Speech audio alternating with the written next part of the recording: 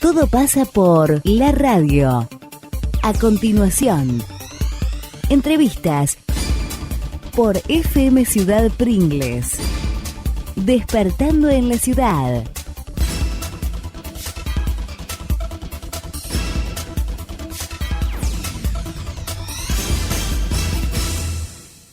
(10 horas 35 minutos, 15 grados la temperatura, soleado, mañana bárbara.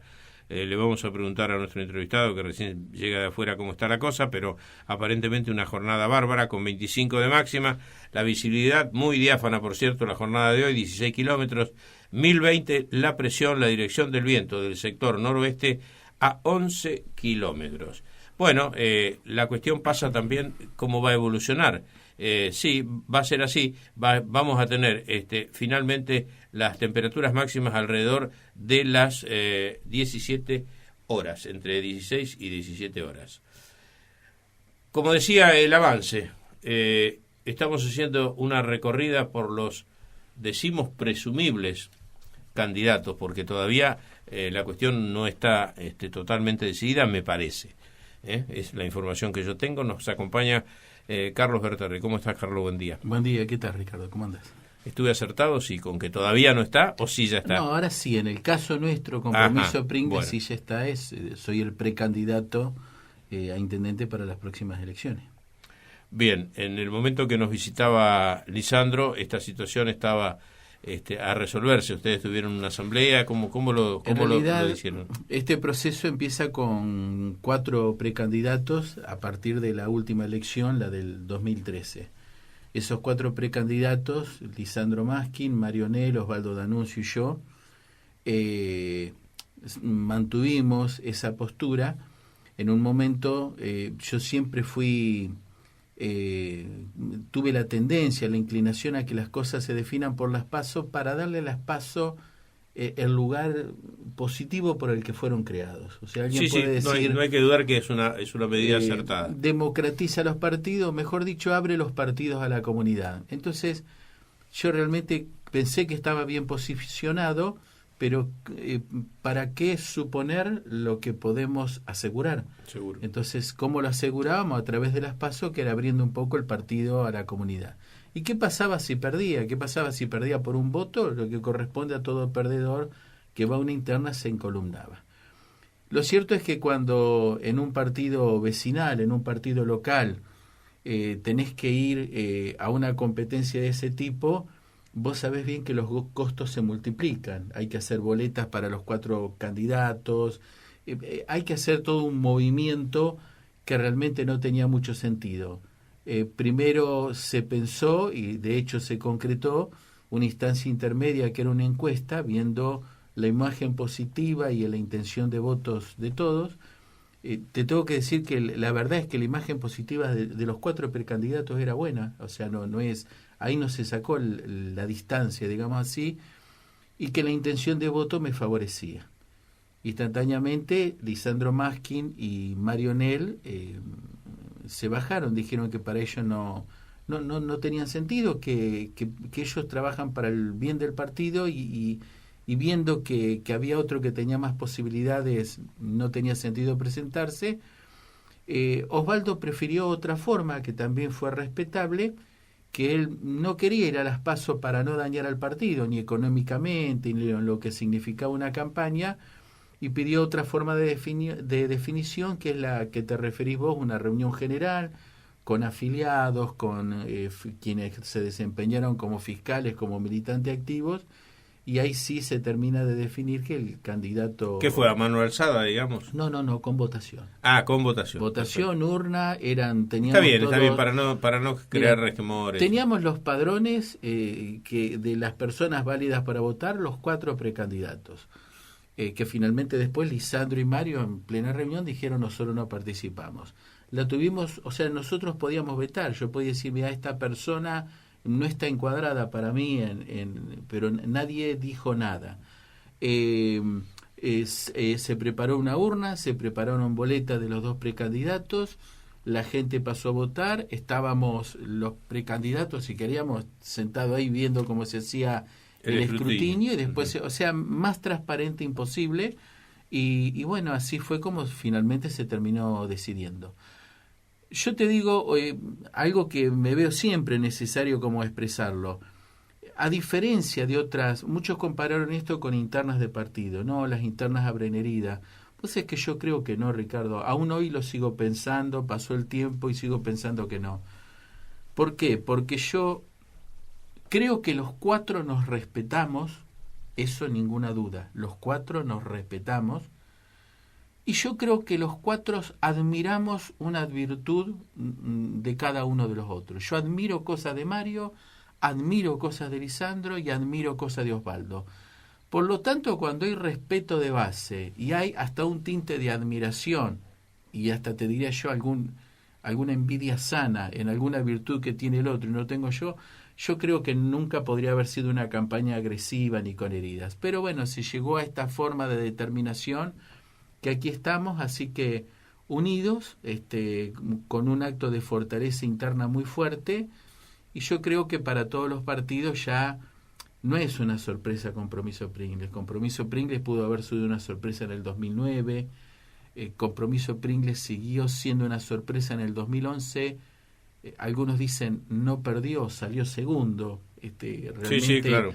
Mantener como partido vecinal el choque de dos fuerzas que acá no vamos a desestimar ni a minimizar, como son el justicialismo y el radicalismo, salir segundo levantando su caudal de voto, y en el 2013 de la misma manera llegar a la victoria. Yo ya con las PASO me sentía orgulloso. Haber enfrentado a dos monstruos como el radicalismo y el justicialismo y sacar una cabeza de ventaja, por supuesto que me ponía orgulloso. Si por otra parte eso se reafirma después en las generales de octubre con 1.600 votos de crecimiento, bueno, ni hablar. Yo creo que por hoy Compromiso Pringles es un partido que se toma en serio por todos los adversarios, ¿no? Yo te escuchaba hablar, Carlitos, y pensaba, ¿no? Yo tuve un amigo que lamentablemente hoy no está entre los vivos, con el cual muchas veces discutíamos acerca de los movimientos vecinalistas y las ventajas y desventajas que tienen, naturalmente. Y coincidíamos siempre que una de las ventajas era que el acercamiento de un ciudadano a un movimiento vecinalista por ahí está mucho más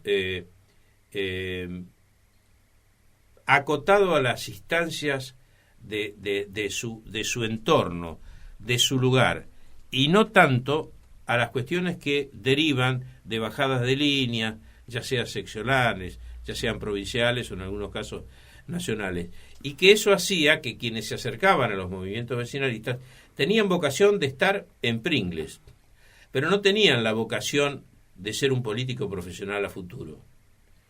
Yo lo puedo decir porque fui un observador, también alguna vez participé en política, pero de todas maneras lo mío fue muy, muy frugal, y además me convencí que mi espíritu libre no estaba para encuadrarse en un movimiento político, por lo menos de la estructura del que yo tuve esa pequeña actuación. Pero no viene al caso, no lo voy a nombrar, ni tiene ninguna importancia. Lo que estoy diciendo es que por allí, eso que vos decís de rescatar aquellas cuestiones positivas de quienes son tus circunstanciales adversarios, cuando en la Argentina de hoy vemos que la palabra adversario se ha sustituido por la terrible palabra enemigo, ¿no?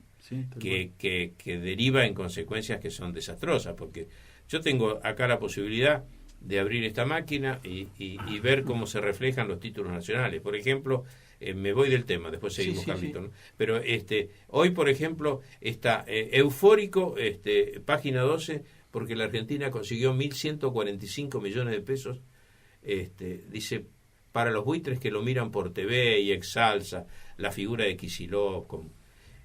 Pagamos el 9% de interés. Chile, antes de ayer, consiguió 15.000 o 12.000 millones de dólares con el 3.2%, o sea, pagó un tercio de la tasa. Perdón. Y España, país al cual Cristina y Kicillof de vez en cuando dicen que están en la peor de las realidades, consiguió dinero a tasa negativa. Tasa negativa. Es decir, durante un periodo de 10 años... hay una gracia. Hay una gracia de un 1%. Es decir, cuidame la plata, confío en que vos me cuides la plata, te doy $10.000, devolveme el 9.900 dentro de 10 años. Es decir, ¿cuál es la realidad de todo esto? que pagamos la plata caro porque somos un país que ha deteriorado su imagen en el mundo. Sin embargo, hay un sector que nos quiere hacer creer que eso es un mérito. Hace poco, la noticia que invadió muchos diarios es que Máximo Kirchner y Nilda Garré tenían cuenta en el exterior. Uh-huh. Sí, sí. Se encargaron de desmentirlo, dieron como prueba lo mismo que el banco había dicho, que era palabra del banco que ellos no tenían cuenta en eso, y entonces la mayoría del kirchnerismo se horrorizó del manejo que hacía la oposición de cierta información. Sin embargo, fíjate que hace años atrás Enrique Olivera, siendo candidato por Capital Federal, sí, me acuerdo, recibió un mismo rumor, un mismo trascendido de exactamente las mismas características que tenía cuenta en el exterior. Lo negó a rajatabla y perdió la elección y después de la elección fue reivindicado e incluso la persona dijo que no recuerdo hoy el nombre de la persona, pero dijo que sí, que él había sido el autor de esa operación. ¿Sabes quién fue? ¿Quién? El amigo de Kirchner en aquel tiempo, Estiuso. Mira, el propio sí, el propio Estiuso. Por eso digo, vos fíjate que lo que es malo para uno no termina siendo malo para otro, y esa dicotomía de criterios o de valores o de principios o de formas de mirar una realidad que es negativa si es de la oposición, pero no es tan preocupante cuando es una picardía nuestra, no le ha hecho muy bien al país. No, para nada. Inclusive yo siempre digo que la gente, uno piensa en la acción posible que tiene. No sé la cantidad de gente que nos está escuchando. Ojalá sea mucha. Pero lo que digo es, uno tiene acción posible, es decir, por lo menos decir, esto es una mentira. Sí. Es una mentira decir que nos tenemos que sentir eufóricos porque conseguimos plata a 10 años al 9%, cuando la tasa que pagan los países creíbles, ni estamos hablando de países centrales que pagan tasas negativas, estoy hablando de Chile, que sigue siendo un país sudamericano, con prestigio, con credibilidad y consecuentemente paga el 3,2%. Entonces, ¿cuál es la verdad? La verdad es que pagamos tasa de usura porque tenemos una situación de malos pagadores. Claro, incertidumbre, pero por supuesto, claro. Esa es la verdad. Entonces, vos fijate, por eso digo, la ecuación amigo-enemigo es terrible. Por suerte, volvemos al plano local, es importante revalorizar lo que vos decís. Yo entiendo que mis ocasionales adversarios tenían virtudes, la gente, por lo que yo conozco en esa encuesta, no tengo los números finales, pero vos marcabas ahí una diferencia bastante contundente. En la intención de voto, no en la imagen. No en la imagen. No. Eso es más. Sí. Bueno, pero convengamos, Carlitos, que lo que vale a la postre en política pero... es la intención de voto, porque, por ejemplo, lo vas a ver traducido en las elecciones generales. Algunos de los que tienen buena imagen, finalmente eso no trasunta en votos. No, resalto lo de buena imagen porque no se trata de alguien que gana y donde los demás quedan defenestrados por la mala opinión de la gente, sino lo importante es que los 4 precandidatos tenían muy buena imagen positiva. Bueno, eso enaltece que te hayan elegido a vos. Es más, en su momento en una encuesta de, creo que era 29 o 31 personas del espectro político de Pringles que habían sido medidos, Osvaldo D'Annunzio creo que era quinto. Que después eso no se reflejaba en intención de voto, pero estamos hablando de una persona que era muy... Claro, y con respecto al vecinalismo que vos decís, yo siempre trato de hacer, a ver, vos no te podés poner de acuerdo con una persona en si hay que pagar la deuda externa o no, y si no, qué parte debería ser reconocida y no, puede haber 1000 diferencias en eso. Pero cuando vos vas achicando el embudo y te toca coincidir con una cooperadora en una escuela o en una biblioteca, en un ámbito mucho más pequeño, más reducido, más contenido, es probable que te pongas de acuerdo en el 80% de las cosas. El vecinalismo tiene de alguna manera eso. Lisandro no es noticia para nadie, viene del radicalismo, de la juventud radical, una persona que se desempeña fundamentalmente en el ambiente productivo agrícola. Yo vengo del justicialismo, yo tengo una simpatía por la doctrina justicialista, mi ámbito es más que nada el tema social, urbano y en menor medida rural, pero social. Hasta él es de River y yo soy de Boca, o sea, el que nos veía frente a frente. Ahí tenemos un problema, Carlitos. Ahí sí. me cortaron el micrófono. No. Entonces, el que nos veía decían, no pueden andar, es imposible que anden. Y sí, porque realmente hay un punto que es central, que es la pasión por Pringles, la pasión porque mejora Pringles. Entonces, nos concentramos en eso y lo demás pasa a tener un efecto secundario.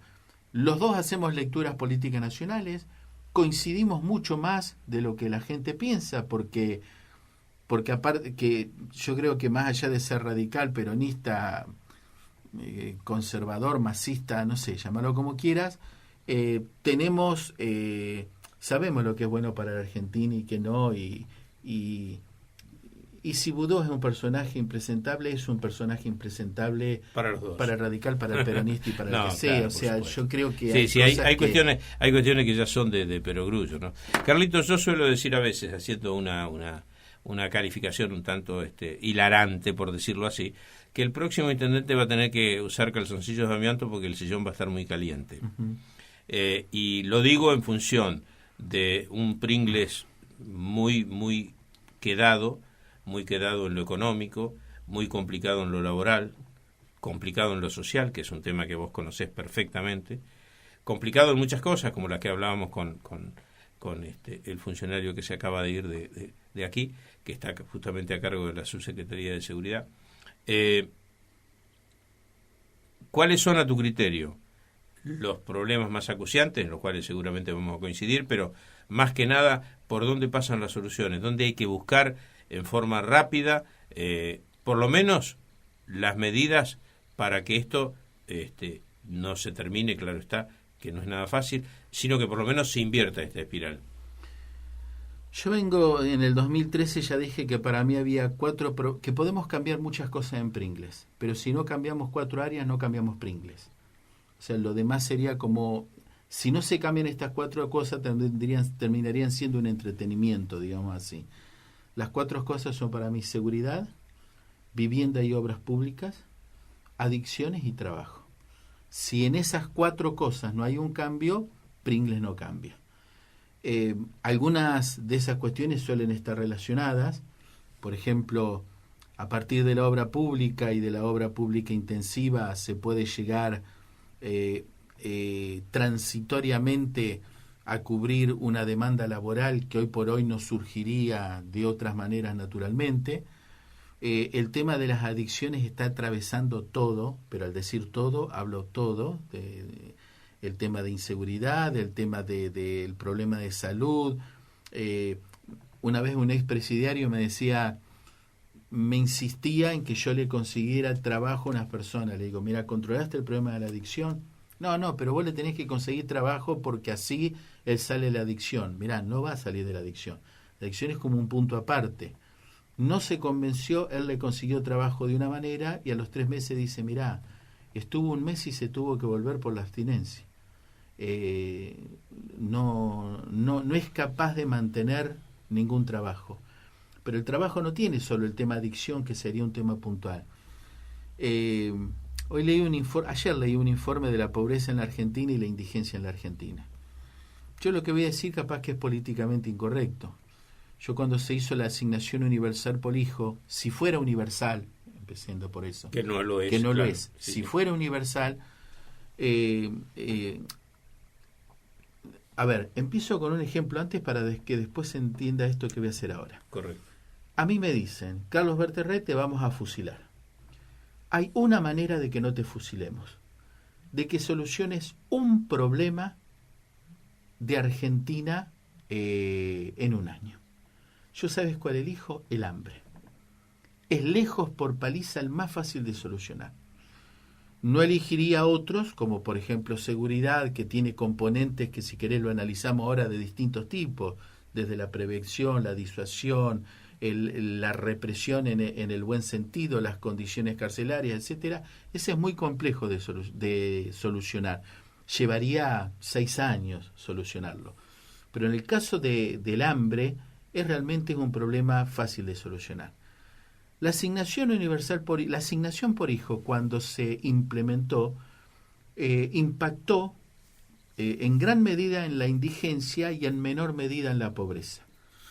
Entonces vos decís, bueno, entonces la triplicamos. Si triplicamos la asignación, eliminamos la indigencia y reducimos más la pobreza. No, porque después depende de otros factores. ¿Cuál es la inflación? Vos sabés que cómo se hace para medir la línea de pobreza. Y acá hay un límite. Y ese límite está hecho por un montón de elementos de la canasta alimentaria o de la canasta básica total. ¿Y qué pasa si hay inflación? Ese límite se va arriba. ¿Y qué pasa con la gente que quede ahí? Ingresó en la línea de pobreza. Claro, ¿qué es lo que está pasando? Entonces es muy difícil. Pero después que hay algo que es importantísimo, fundamental, estructural y la columna vertebral de todo, que es la asignación por hijo, que yo no la yo no la eliminaría, ojo con esto, pero la declaro claramente insuficiente para este segundo paso, que es fomentar cultura del trabajo y del esfuerzo. O sea, se pierde el efecto imitativo, ya no desde la teoría. Yo era chico, mi viejo se iba a las 5 de la mañana a trabajar, no lo veía volvía a las 9 y pico cuando ya no estábamos por acostar, porque hacía horas extra, porque trabajaba en un barrio de autoconstrucción, que fue finalmente la casa donde tienen ellos en Punta Alta ahora. Y yo sabía que esa cosa por la cual él desaparecía era la que nos permitía comer, estudiar, vestirnos, etcétera. Entonces yo aprendí lo que era el trabajo, no a partir de lo que me contaba mi viejo o mi vieja. Yo aprendí lo que era la cultura del trabajo viéndolo con el ejemplo. Lamentablemente están pasando generaciones sin eso. Entonces el trabajo es importante. ¿Para estructurar la vida familiar? Sí, pero para estructurar la vida social. De la misma forma que en otro tema, pues si a este chico lo meterías en deporte, sí. ¿Por qué? Mira, primero porque el deporte enseña que hay reglas, pero después porque los mismos compañeros sirven de contención y hay un límite de qué es lo que se puede hacer y lo que no se puede hacer y obliga a trabajar en equipo. Si vos a un nene chico le metés esos 3 estímulos ya de chico, es indudable que después de 5 años no va a ser el mismo, va a ser un chico mejor. Yo siempre digo, cuando acercás a alguien al deporte o a la cultura, lo estás alejando consecuentemente de los malos pasos en la misma proporción. Carlitos, se nos va el tiempo, ¿no? No te quiero cortar. Quiero que me hables un poquitito. Vos dijiste algo puntual respecto de la drogadicción, y como te sé una persona con conocimiento suficiente, con una interacción muy importante a través de tu trabajo social, la pregunta concreta es, cuando hablas de los efectos de la drogadicción en la familia, ¿te referís a un estrato social determinado? ¿Esto es abarcativo a toda la sociedad? Me refiero a Pringles, fundamentalmente. No, es al ser transversal la droga, cruza a todos. Lo que te tenés que cuestionar es qué droga utiliza cada clase social, si querés. Pero en realidad corta a todas las edades, a todas las condiciones sociales, a todos. Yo tuve experiencia muy rica, realmente. Yo hay lugares, porque no hay que contar solo las ganadas sino las perdidas. Yo hay lugares que pasé como asistente social y dije, no sé si dejé la marca, la huella como asistente social. Y otros sí. Adicciones fue uno, suicidio fue otro. El trabajo con víctimas de suicidio fue otro, un trabajo para mí muy, muy enriquecedor para mí. En el caso de las adicciones, yo te escuché un cachito, no sé si lo hablabas vos, Martín, antes de venir acá, que hay que trabajar sobre oferta-demanda, sobre las dos cosas. Sí. Hay dos polos. A mí me tocó trabajar con la demanda, con los que piden, con los adictos. Pero hoy por hoy, puesto de intendente y en un trabajo integral, hoy incluiría el polo de la oferta sin ninguna duda a través del tema control, denuncia y elevación a gente con la que ya me contacté y con la que ya me entrevisté y que me asesora, no te digo outsider, no te digo personas que tocan de oído, no, miembros de poderes judiciales que te dicen cómo tenés que actuar para que todo sea más efectivo. Lo que decía Fernando era que él ve que de pronto la investigación se pierde y al no tener acceso, al no ser una denuncia con un particular damnificado, no puede tener acceso al expediente. Entonces, él dice que él nota, y es muy doloroso que te lo diga un funcionario eso, sí, que las cosas se pierden. Es lo que vos decís de agilizar mediante estos sí, contactos. sí, agilizar y contactar, y ya nos hemos contactado y nos han asesorado legalmente cómo hay que proceder para que esa denuncia llegue a donde tiene que llegar y no se pierda. Eso es por un lado. Pero aparte de esto que sería la droga ilícita, también la droga lícita. Vemos almacenes que venden a menores alcohol, y en el polo de la oferta, de la demanda, perdón, miran, yo he visto la cantidad de sustancias con las que, por eso digo la importancia de los dos polos trabajar, porque si vos decís cuidás a los adictos pero dejás libre a quienes venden, y sabes que hoy no va a ser una sustancia pero sino otra la que va a entrar, y a la vez en los adictos, si vos trabajás psicológica y socialmente como corresponde con ellos, pero por otra parte tienen permanentemente, por otra parte, si no trabajas con ellos, y van a terminar consumiendo, vas a trabajar sobre cocaína y va a ser marihuana, vas a trabajar sobre marihuana y va a ser alcohol. Acá, cuando yo trabajé, el mayor propiciante de actividades delictivas, la sustancia que más hacía incurrir en actividades delictivas era la cruza de alcohol con psicofármacos. Pero lo que me sorprendió ya en la última parte del trabajo mío en esa etapa y en la realidad que veo hoy es la naturalización de la marihuana en todos. O sea, se ha generalizado. Totalmente. Y no estamos hablando, por eso te digo, algunos consumirán cocaína, otros consumirán drogas sintéticas, otras consumirán alcohol con pastillas, otro marihuana y otro lo que sea. Pero realmente las combinaciones son totales. Y nosotros presentamos un proyecto de ordenanza que va desde esta punta del abanico hasta esta otra, tratando de cubrir a todos. Yo le preguntaba a Fernando Martínez recién, si en las familias existe esta inquietud de comunicar estas cuestiones, en el mejor de los casos de denunciar. Sí. Cuando digo denunciar no lo digo desde el punto de vista de yo denuncio a mi hijo, no, estoy diciendo yo notifico de una situación que se plantea, que realmente es complicada. ¿Vos notás que en la familia hay un prejuicio a denunciar este tipo de cosas, o los familiares han tomado conciencia que haciendo una denuncia ayudan a la víctima, en este caso de la drogadicción? Tienen miedo, tienen mucho miedo. Yo me he encontrado con familiares desbordados por el problema del hijo, que incluso le llegan a tener miedo al hijo por las reacciones que tiene, pero desbordados. Encontré a personas que no saben realmente cómo manejarse con eso que tienen ahí, y por otro lado algunas personas que han hecho intento tienen los problemas que enterado quién fue denunciado puede tomar algún tipo de represalia. Yo le quiero decir esto a la gente a través de tus micrófonos. Los funcionarios públicos, la ley dice que están obligados a denunciar aquellas situaciones ilícitas que se produzcan. Por lo tanto, si a mí alguna persona me para y me dice a mí, mire, yo quiero denunciar que fulano de tal vende droga tal, yo tengo la obligación de tomárselo. Digo esto porque ningún funcionario lo dice y es una obligación que tenemos. Yo después arreglaré con Fiscalía de Drogas Ilícitas la forma en que lo presento, porque, a ver, yo no tengo posibilidad de intervenir teléfono ni de plantarme frente a una casa. El tema es, yo tomado conocimiento de que hay un hecho ilícito, por ejemplo en esta droga, yo tengo la obligación de recepcionar lo que me están planteando y trasladarlo a quien corresponda, que ellos sean quien corresponde.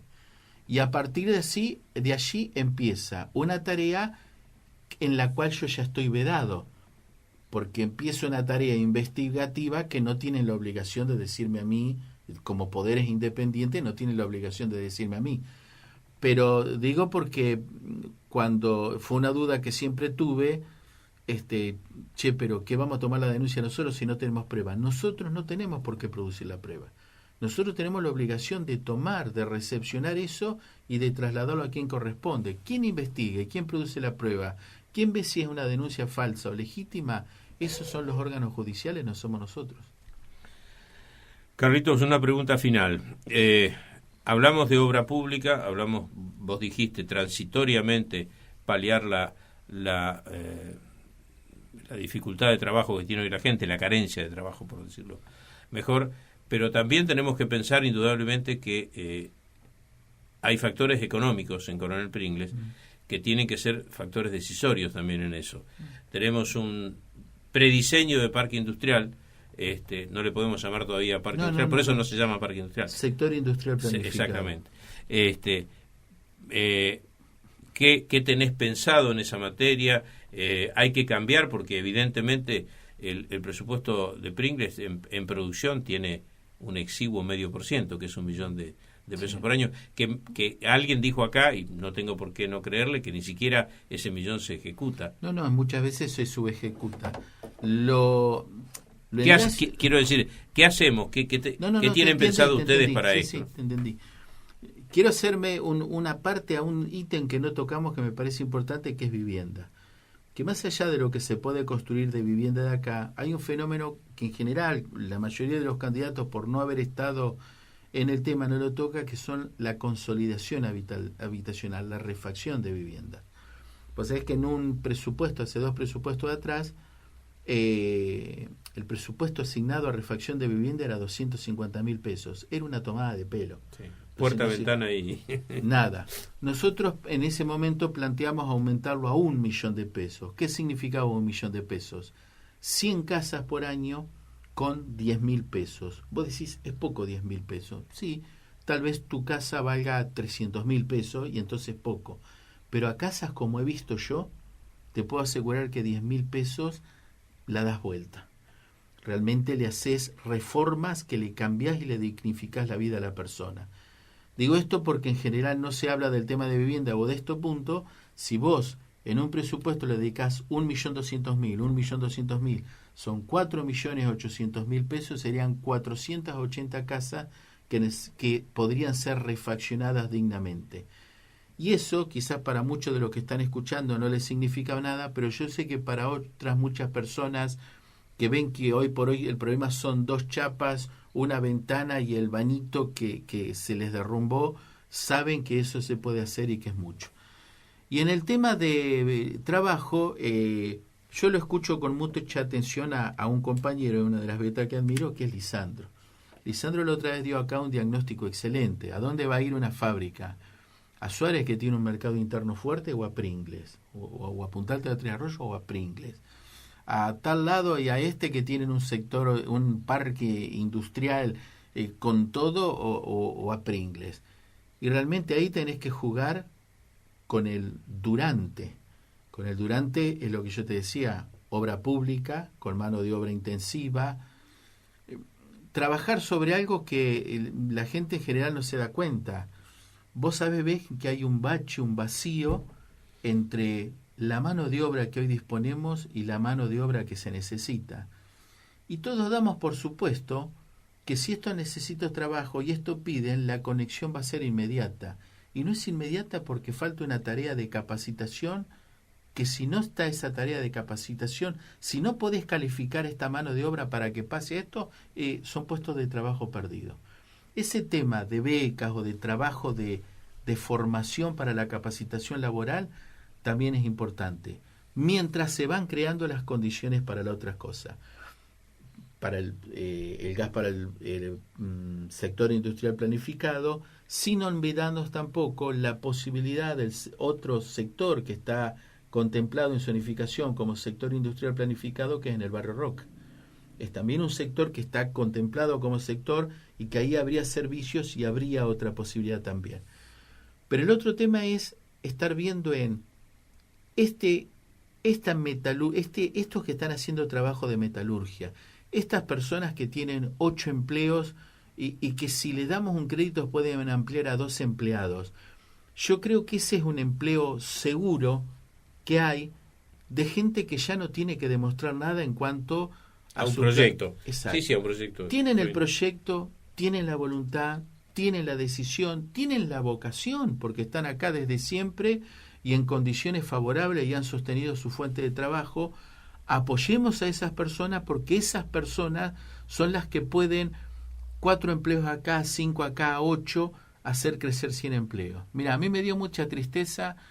En el 2009 una persona nos dijo, ¿se acuerdan la vuelta del perro? Y entonces empezaron a nombrar, la verdad, lugares que yo no conocí. Claro, mi claro. viejo y mi vieja, que son de Pringles, sí lo conocieron, Sí, sí. pero yo no lo conocí, y en un momento dijeron, entrá a pensar, en tal lado 4 puestos de trabajo, en la vuelta del perro se perdieron 100 puestos de trabajo. Sí, con seguridad.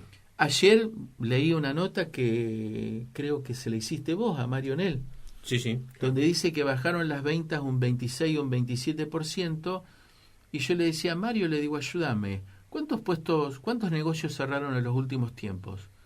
Dice, uy, no sé, Carlitos, me tendría que poner a pensar. Le digo, pensá, decimos nombre, porque Sí, ya están sí. cerrados. Chicos, que era la zapatería que estaba en Rivadavia y Stegman. Sí. Te vas de ahí, seguís La Chiara. Te vas de ahí, seguís el Oasis. Te vas ahí, te vas a la esquina de Dorrego y Rivadavia, cerró un comercio, 2 comercios, Sí, sí. ahora lo volvieron a habilitar. Ahora volvieron a habilitar. Das la vuelta a Pilipiú. ¿Cuántos? ¿10, 12? ¿En Sí, sí. cuántos meses? ¿6 meses? ¿5 Sí, meses? sí. No, es Realmente que, son... es que la sumatoria es, y ves los locales vacíos, que es otra de las cosas. Bueno, pero Una mira... cantidad de locales vacíos que no se alquilan, y eso es preocupante, porque esto revela que la actividad económica está decreciendo, ¿no? Si vos me permitís, yo te quiero decir algo cuando me hablaste del sillón caliente y eso. Vos sabés que la mayoría me tiene centrado en el social porque es mi ocupación, Bueno, es mi era profesión. era la pregunta final, así que me robaste la pregunta. Decime no, decime. contestá vos, si ya pusiste el acento. No, que realmente la mayoría me ve en la parte asistente social, que para mí no es poco. ¿Por qué? Porque la ciudad no son las paredes, la ciudad es la gente.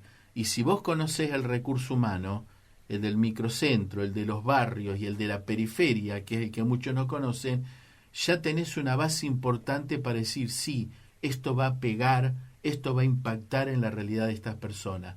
En ese sentido, lo que algunos me critican, para mí realmente es una virtud. Conocer la realidad de un mundo de gente, de un Pringles oscuro, de un Pringles que nadie ve, para mí es muy importante. Pero vos sabés que las virtudes mías, en realidad, han quedado en el olvido porque no he tenido la oportunidad de mostrarlo últimamente. En realidad es la idea de administración general y la formación de equipos.